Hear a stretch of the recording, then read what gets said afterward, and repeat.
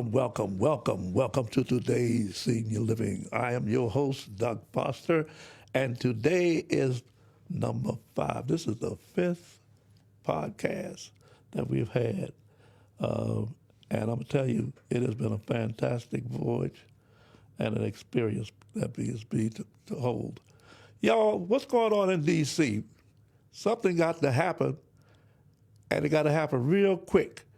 So I'm going to tell you, you need to get up and get out and vote because we don't have much time, okay? To be very frank, it's a very, very low turnout. And I'm not just talking about D.C., I'm talking about PG and Montgomery County. I don't know what's going on in Fairfax County, and I don't know what's going on in Loudoun County. But I do know that this is a very, very, very low turnout. Y'all got to get serious about D.C., y'all, because I'm going to tell you, we're not going to owe you anything if the situation turns that number 47 is going to take over, okay? Have y'all ever known to be into a federal recession in D.C.?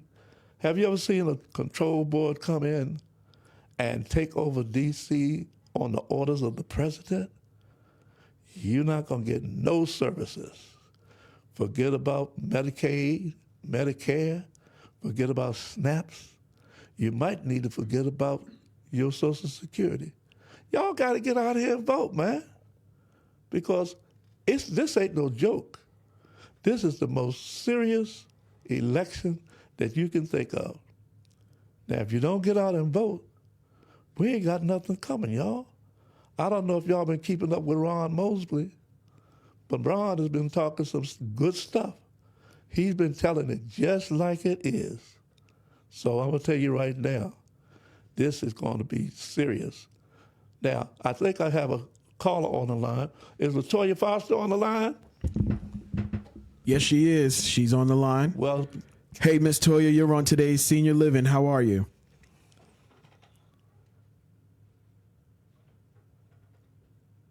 where is she? Did she vanish? There we I'm go. not sure. There she Good is. evening, Hey. George. Good evening, Daddy. How are you? How are you? Doing well, doing well. LaToya, what's happening in the city, baby? What's going on? I want to know what's happening in not Chocolate City. Listen. Y'all can forget about the Chocolate City stuff, okay? Well, let me say this.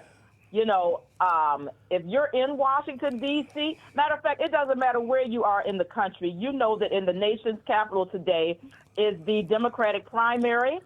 D.C. is a 97% Democratic town. So we know that whomever comes out victorious this evening will, even though they have to go into a general election in November, that they will become potentially the next mayor of Washington, D.C. As we discussed in previous shows, Mayor Bowser has served for 11 and a half years. She got elected back, she was sworn in 2015, and then, you know, she will end her tenure as mayor January of 2027. 12 years, the only black woman to secure 3 4-year terms as mayor of any big city, and we have to applaud her today. Today, she went out and cast her last vote as mayor of Washington, D.C. before she passes the baton. So it is a very nostalgic day for some of us who have been there through all of those years, myself included.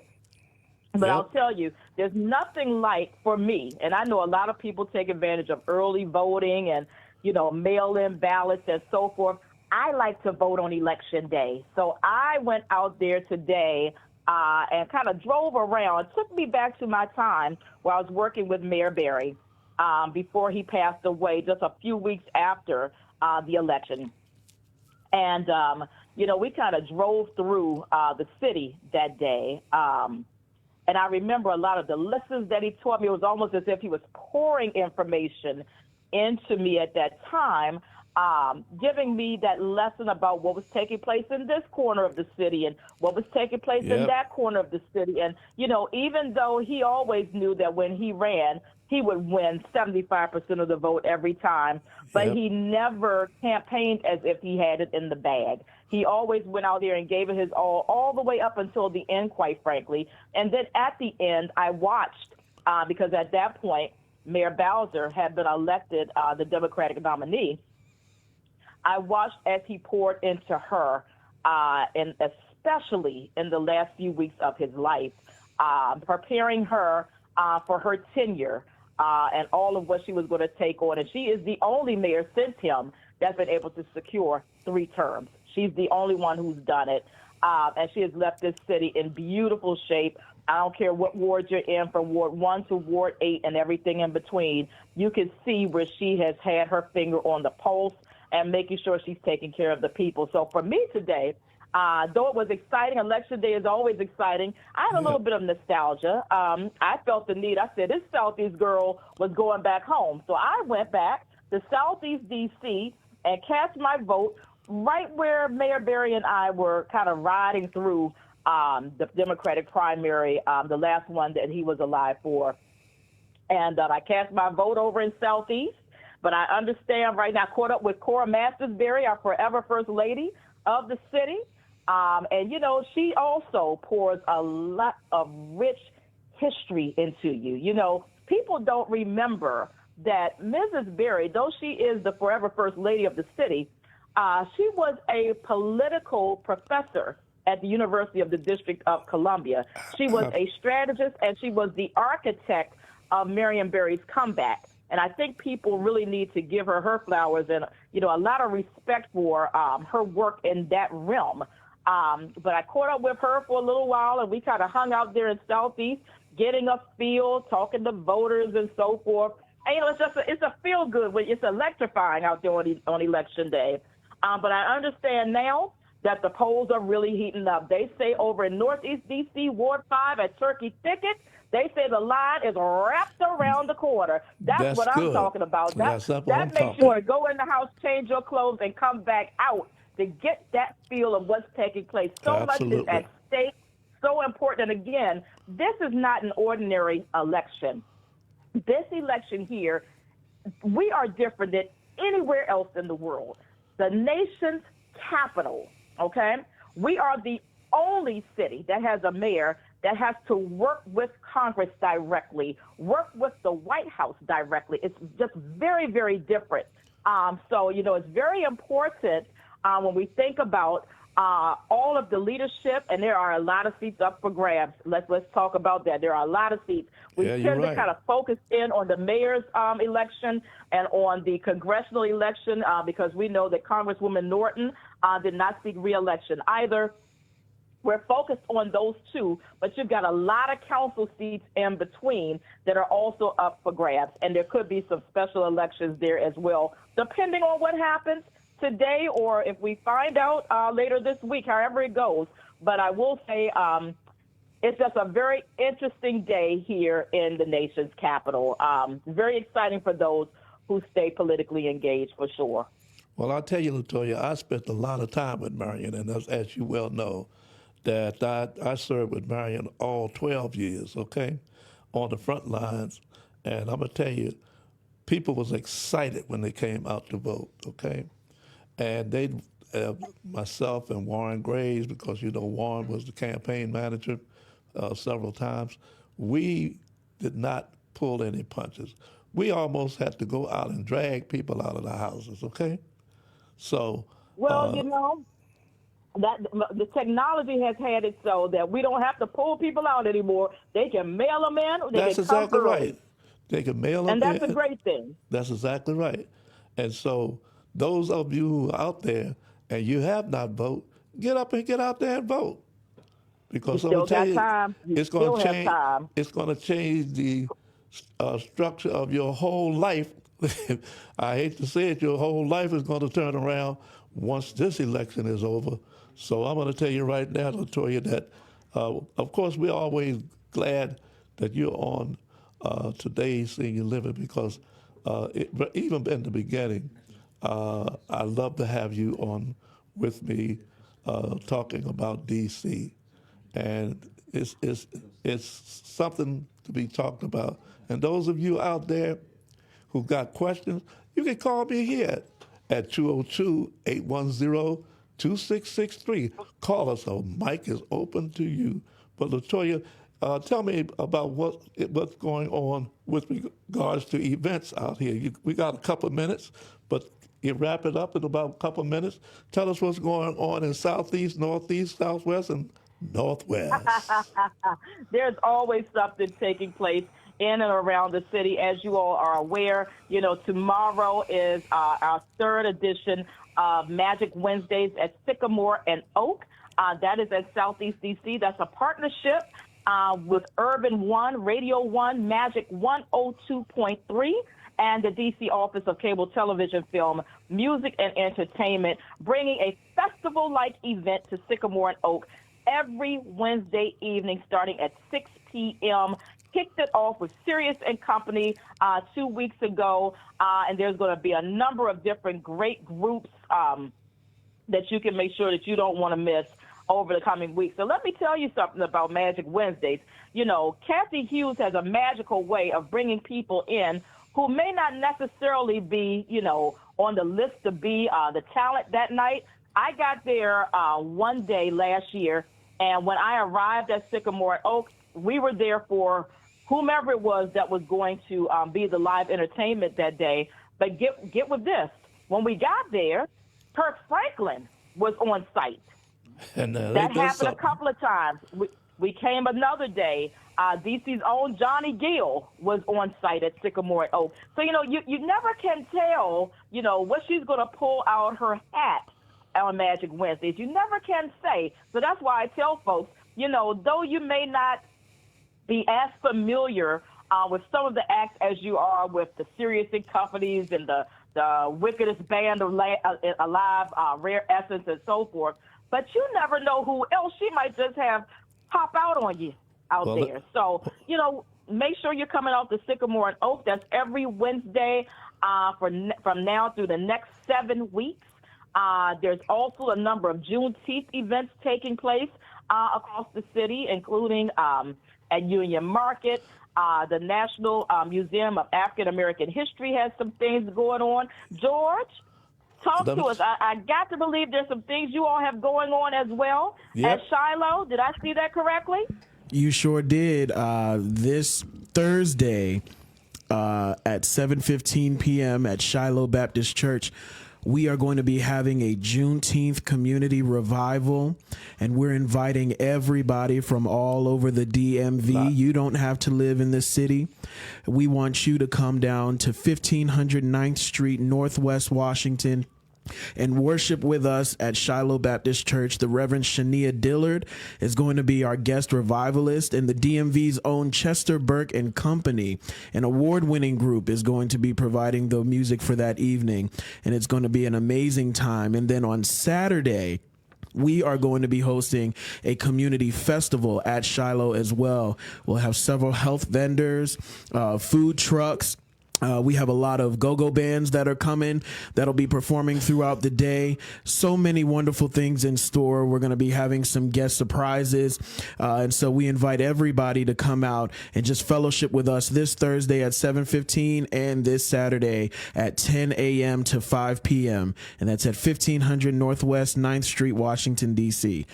Well, George, I'm certainly going to be there probably on Thursday, but I don't know I won't be able to make it on Saturday because I have none other than Rue La La. I have the Polo Jazz event that I'm sponsoring with Cody Grand, and shout out to James Osley and his team because I wish I could be there. But I can't. I can't be at two places at one time. But well, we know that Shiloh always has stuff popping. Let me tell you. Always. But I'm surprised that Shiloh has some go-go bands. We sure do. Look, this time we did something a little different. We partnered with the owners of Ben's Chili Bowl, who's been gracious enough to sponsor part of this event. And so we're working really hard to bring the community some great stuff, and we're hoping that everybody will come out and support us. Okay. Well, we're going to take a break now, Latoya, and we hope to talk to you again next week, this same time, same place. But y'all can call us here. Look. Go ahead. I'm going to sneak this one last thing in before you hit that call in. By the time you talk to me next week, I hope to be able to return to tell you that Toya is an Emmy Award winner because we have the Capitol Emmys this upcoming Saturday as well. So wish your girl luck, y'all. We wish you luck, Miss Toya. That's going to be great, wish man. You luck, baby. Thank you. Call us here. Have a good one, guys. You All too. right, Thank you. Call us here at 202-810-2663, and we'll take a break, and we'll be right back.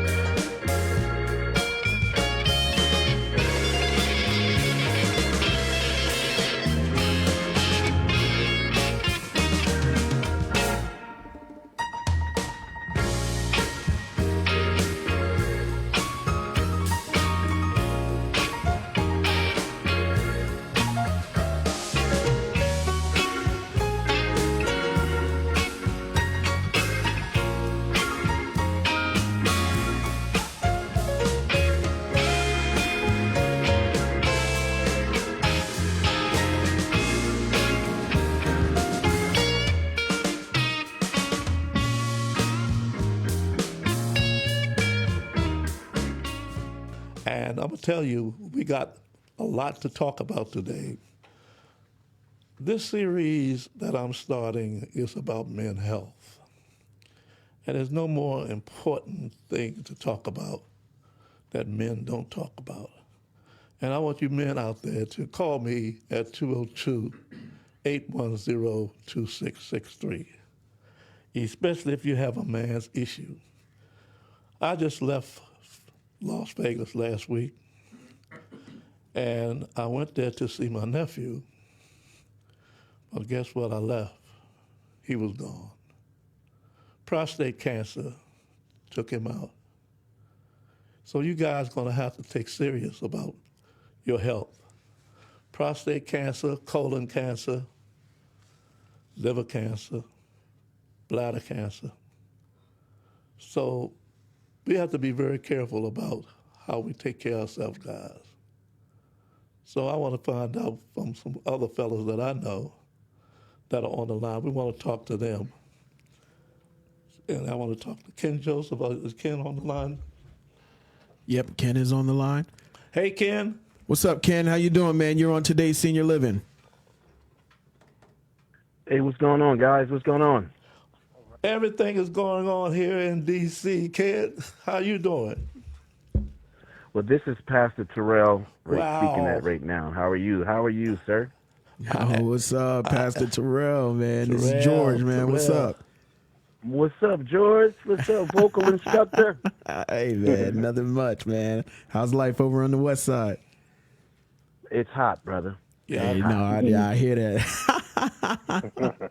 Well, like I said to Terrell, that I was there last week to see my nephew, for which I didn't get a chance to see because prostate cancer took him out early. Young brother. But I want to talk about men's health today because there's no more important thing to talk about these days than men's health. So, since I have you on the line, Pastor, why don't you ingratiate us and talk about those people that you know that are not taking care of their health, that should be taking care of their health, that is not going to the doctor to see about their eyes, they're not going to the doctor to take care of their blood pressure and their colorectal cancer. They're not getting the test, doc. So what do you? They're not getting. What do you suggest? What you suggest? So let me first say that we have Jermaine and Jamie on as well as Souls of Kingsman. They are on as Hello, well. how you doing? How you doing, Mr. Foster? How are you? Yo, what's up, fellas? What's going on? What's up? What's up? We got all the good guys on the phone. We got Lottie and everybody. Wow, George, did you know that? Nah, man, I didn't know. What's up, fellas? What's going on? What's going on, Mr. How you doing, All George? right, good, man, good. Is Cornell here? Not What's sure up, if my Cornell's guys? How on. y'all doing? We there got you Cornell. What's up, Colonel? What's up? Hey, I'm We here, got all the man. Kingsmen How y'all, on. man? All the Kingsmen All on. the Kingsmen, man. Yeah, Souls of Kingsman. We want to talk about Jamie. I know we want to talk about mental health. Okay, so but go ahead, Pastor. You go ahead and take the lead on some of the things that you have experienced and some of the things that people in your congregation and your friends and your relatives talk to us about. Some of the things that you have experienced with men health. Well, firstly, Mr. Foster, coming from where we come from, Trenton, New Jersey, we see firsthand a lot of those things happening. And quite naturally, I can't say that it's kind of all of their fault. It's because a lot of times people don't have insurance. People don't have the capabilities to go to a doctor, and when they do finally end up going to the doctor, it's oftentimes too late. So that also creates a mental capacity in men because they're going, well, I know I got something going on with me, but I can't go and cure this bill, or maybe they're going to turn me away because I don't have the insurance. So we see that quite often in the urban community. I think mental health is definitely attached to that, and there need to be a way that we could get people the proper health that they need to be able to go into affordable health care, to be able to go in and take care of these issues. Seeing people my age waiting too long. I just recently went and got my colonoscopy done because I knew that I was at the age to go get it done. I didn't wait around, and thank God that I was afforded the ability to be able to have the insurance to go and take care of those things. But a lot of it is because people just don't have it, Mr. Foster. And a lot of times, people, I use this quote all the time. A lot of time people will come and dump their problems on you. We're able to give them suggestions. We're able to listen. But when they leave, you need to give them back their monkey. That's exactly right.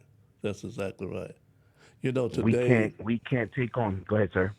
Today I didn't realize that I have high blood pressure. Okay, and as you notice, I got nosebleed today. Okay, and my nosebleed starts as a result of my blood pressure.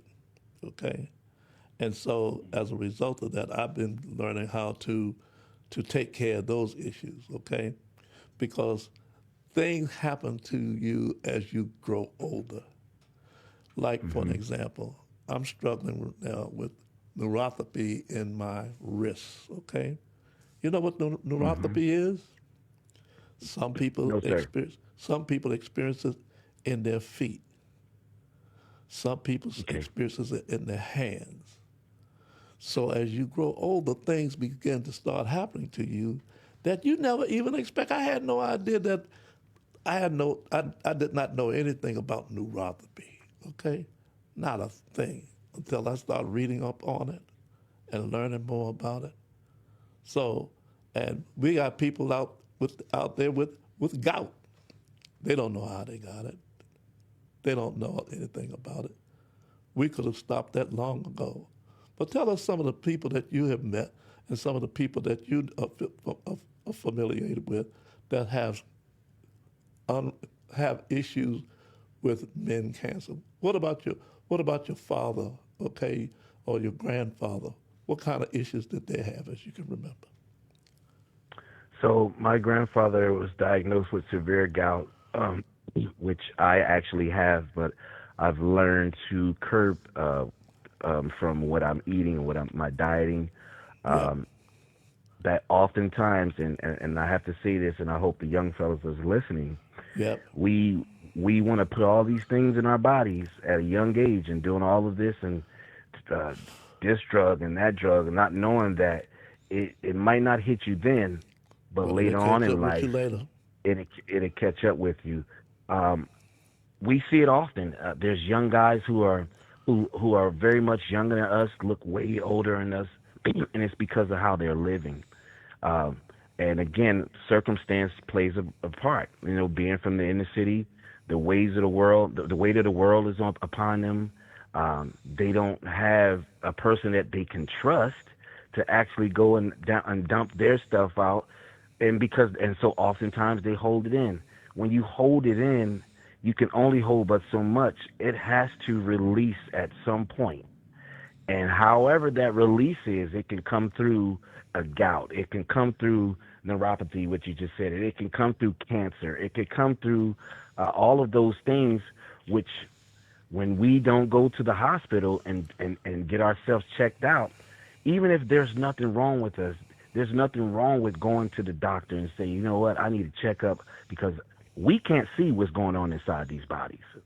Well, we don't know what's going on inside. You have no idea. You have no idea. Let me piggyback off of that. A lot of times too. I'm Jamie. This is Jamie, by the way.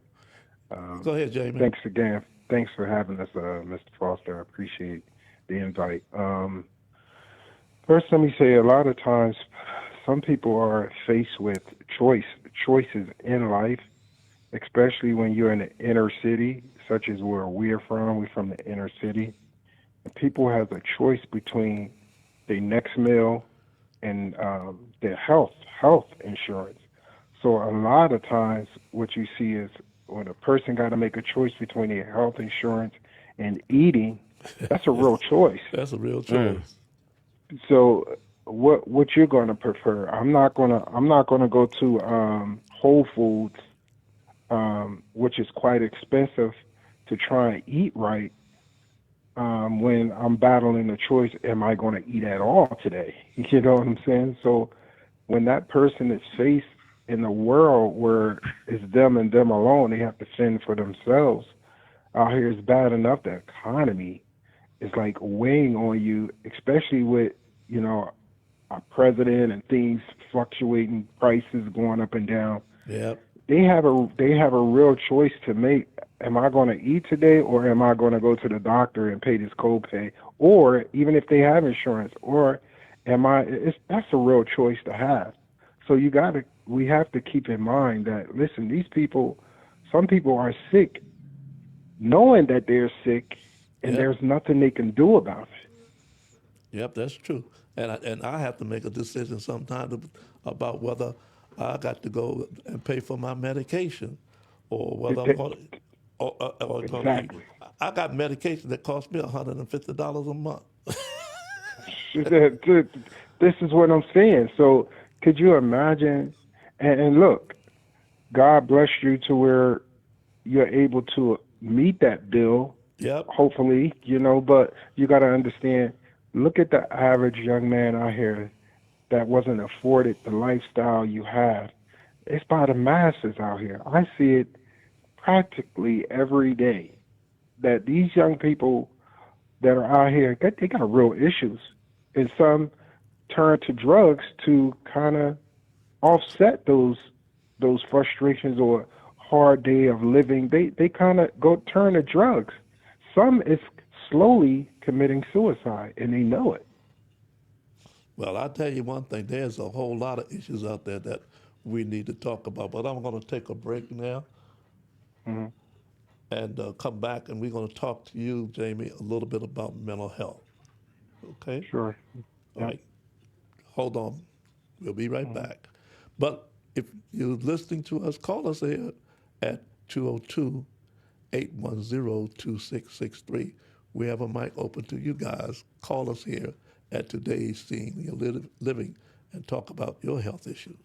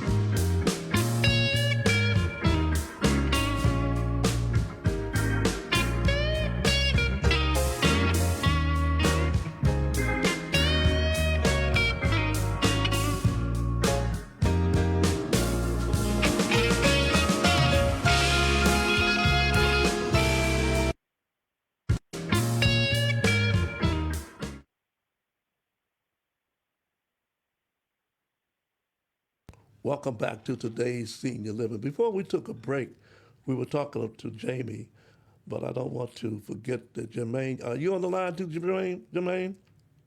Yes, sir. You. All right. I am. I'm going to come back to Jamie, but I want to at least I do want to talk to you a little bit, Jermaine, about your experiences with men's health.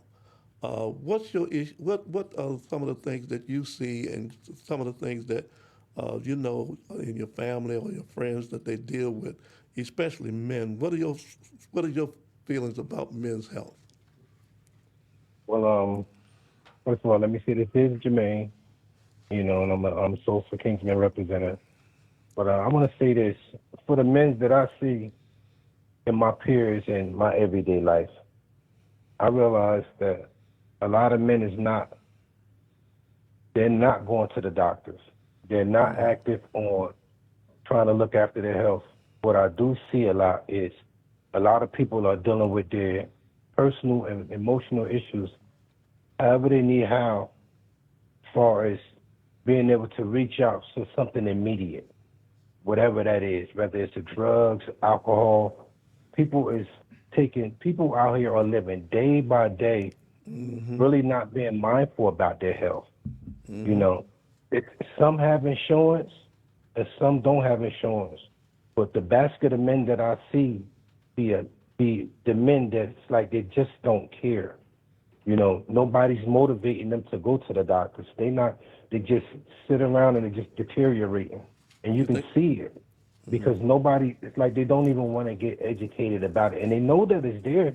They know that their health is going bad. You know, I seen the friend that a while ago, I just seen him yesterday a while ago, but I didn't see him in a nice little minute. And we had a conversation. I looked at him, he just dropped so much weight. Wow. You know what I mean? And it's not that I could have been under the assumption that he could be getting high, but I don't think it was that, you know, because he still had a certain appearance about himself. I just think that, you know, he could have just fell on hard times. He's not eating the same, but I also think that he looked like, you know, he's just not taking care of himself either. Right. You know, right. so I'm not going to put drugs on him. But what I do say that, you know, it's people out here that's struggling. So to be able to try to think about keeping up with your health is far from their minds. Far from it. They're trying to survive immediately in today's time, and they're not thinking about their health. They're really not. So the guys that you see in the neighborhood is the same thing I see in the neighborhood, that they seem like they're giving up or they don't have hope, you know, and they just turn to just drinking or drugs. So when you see them like that, I don't see anybody trying to pick them up. Do you? I see. Well, I was just talking to one of my neighbors next door to my mother and father's house. And to this day, he's still complaining about a toothache. And I told him, said and talked to him several times. I said, bro, go to the dentist. Yeah, I got to make the appointment. And this is the example I'm talking about. It's to the point right now, I don't even say nothing about him, and he's still mentioning this toothache. So it just goes to show you that the help is being said to you. The help is there for you. You know what I mean? But you just don't want to make the phone call to make the appointment to go. Now, when you make a phone call at the dentist nowadays, your appointment might be 3 weeks down the line. You're you know right. what I mean? So it could be a month down the line. So you need to get in there as soon as possible. But people don't. It's like people ignoring the help. But for whatever reason, I don't know why. I can't answer why they're not going to do it. But I am giving them the information by being a friend and a neighbor, saying, "Bro, just go to the doctor. Go to the dentist, bro. Make your appointment." Yeah, I know. They tell you they got to make it. I know. And turn around and won't make it. Yeah. So, you know, that's what we dealing with. Yeah. So I want to turn to Jamie for a minute and talk about men's mental health. Jamie, fill me in on men's mental health at this point in terms of what you see in your capacity. Well, more so mental. Let's evaluate the word mental. Mental is more something that's psychologically they're dealing with in terms of, you know, what they've been going through in life. So what can cause a mental breakdown or a mental situation. A lot of times their mental capacity generates from their upbringing or what they have seen coming up, or, you know, you don't know what can trigger a mental health. You don't know what can trigger that, but it's triggered. That's why it's called mental health. It could be a great mental health. It could be a bad mental health. It depends on which way we're looking at it. From the perspective of what we're speaking, we're talking, I guess, the lower spectrum of it, the bad part of mental health. What I see oftentimes is drug use. I see,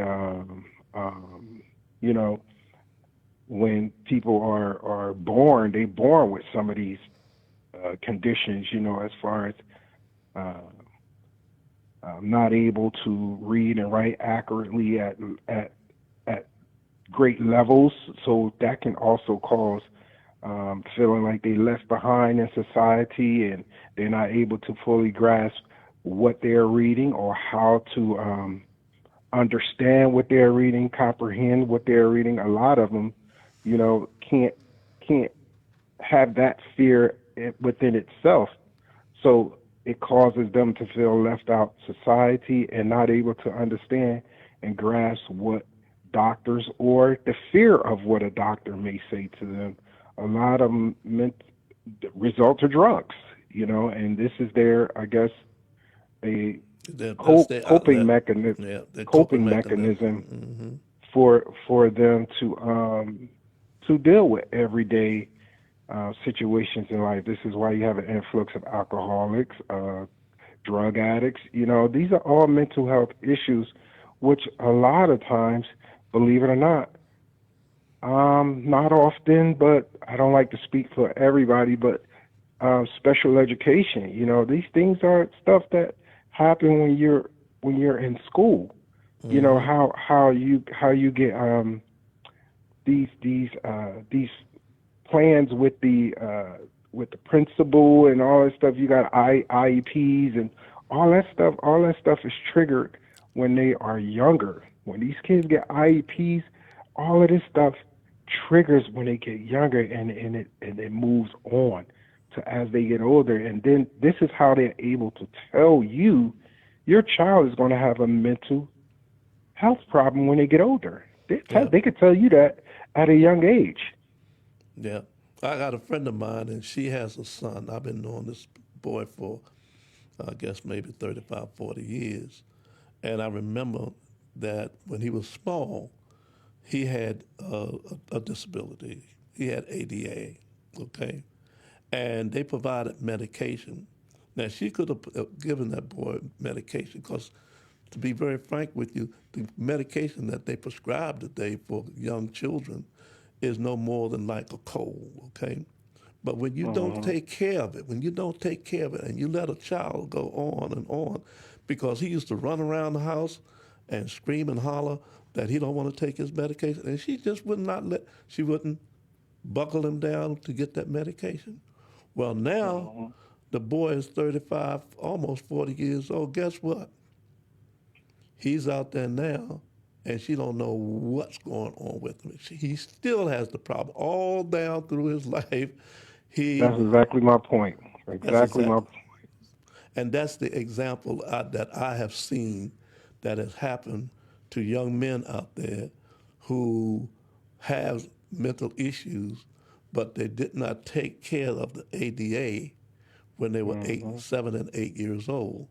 So I don't blame the parents for that, because we got counselors at school, we got health providers at schools and so forth, but you cannot let a child go on without taking his medication when he has mental issues, because right.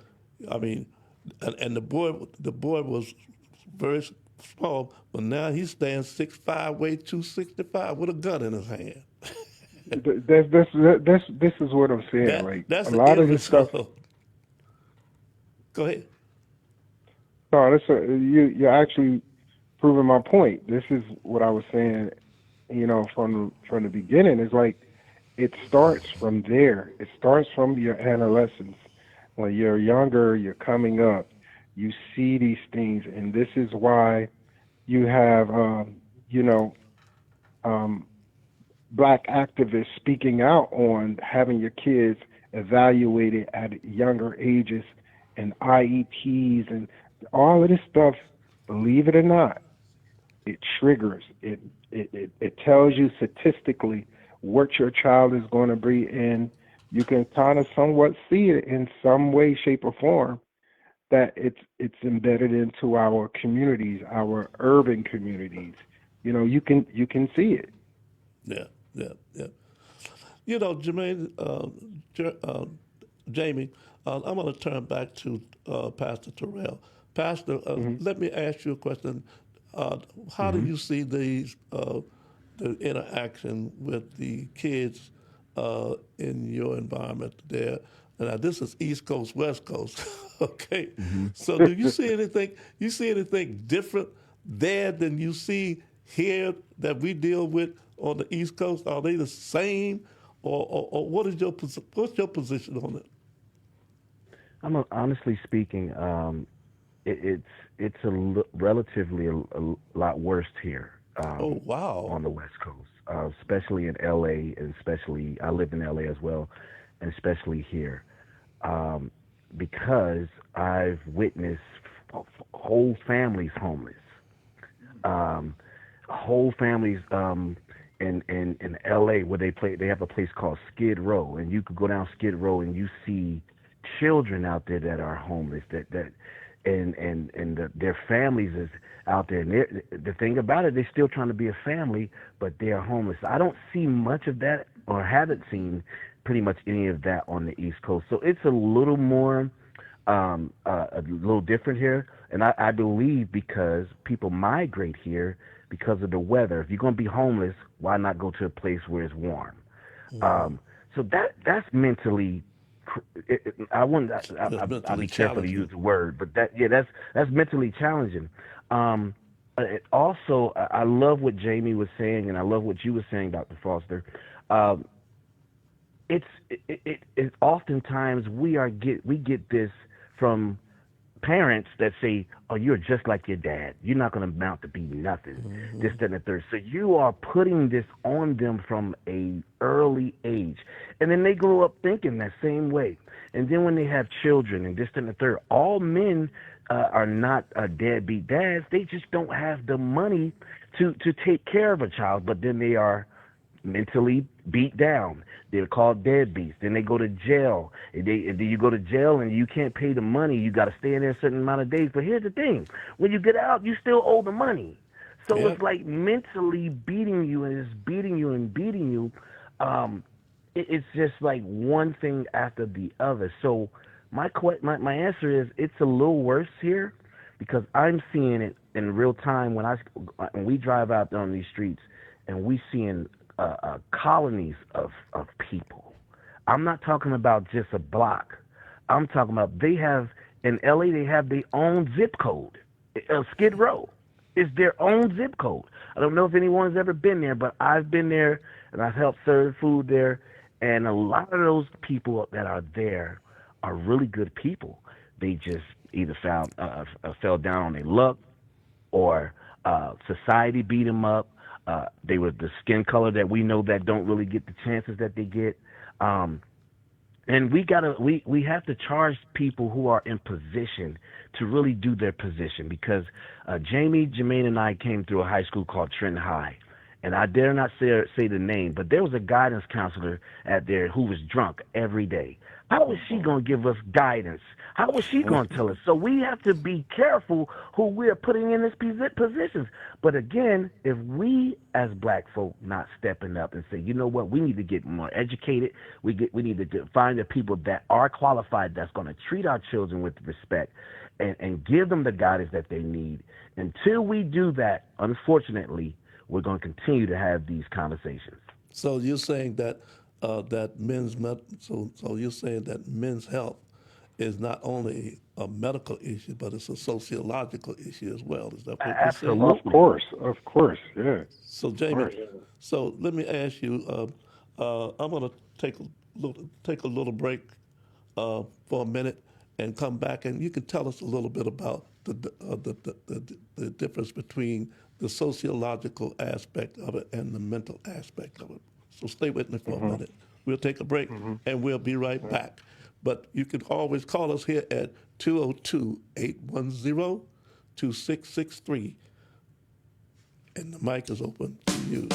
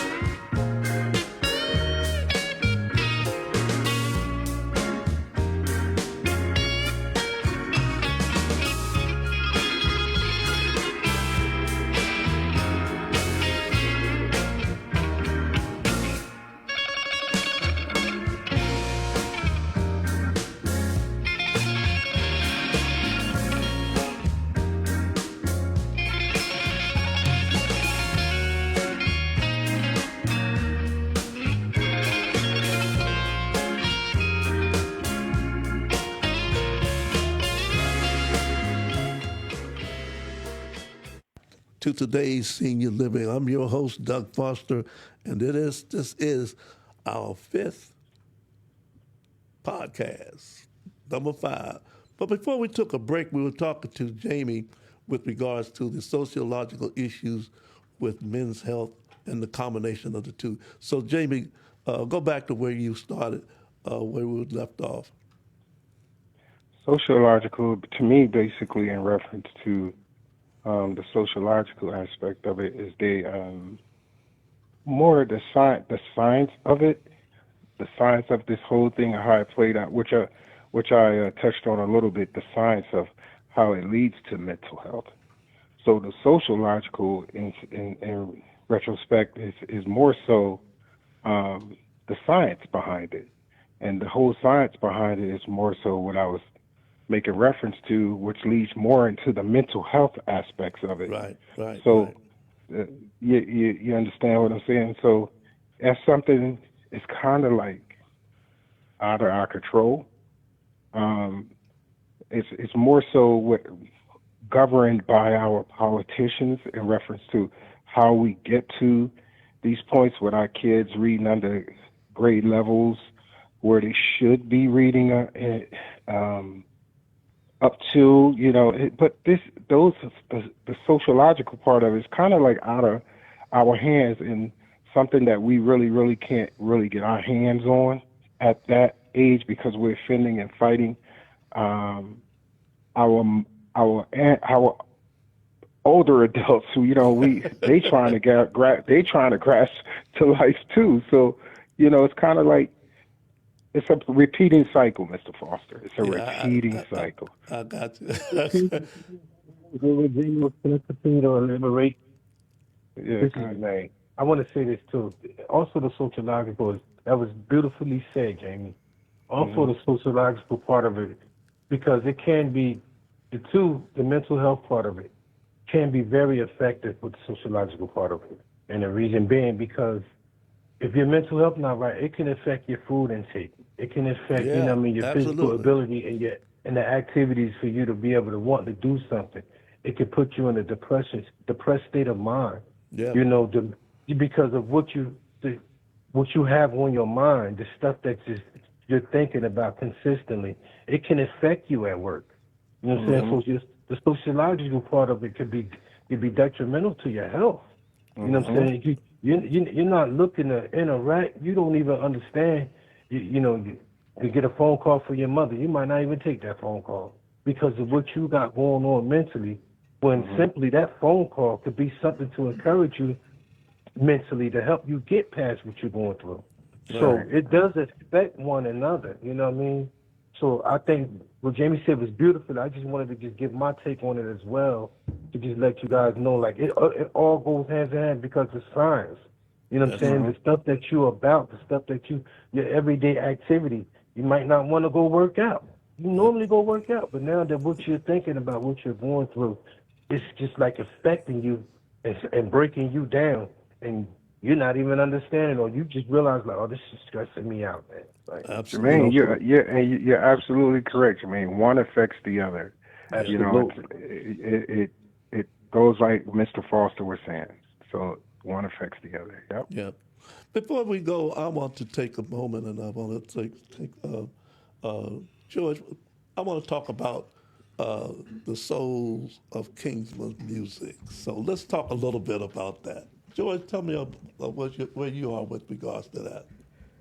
Man, the Souls of Kingsmen, man, I'm telling you, they're this up-and-coming group right now that's taking the world by storm, man.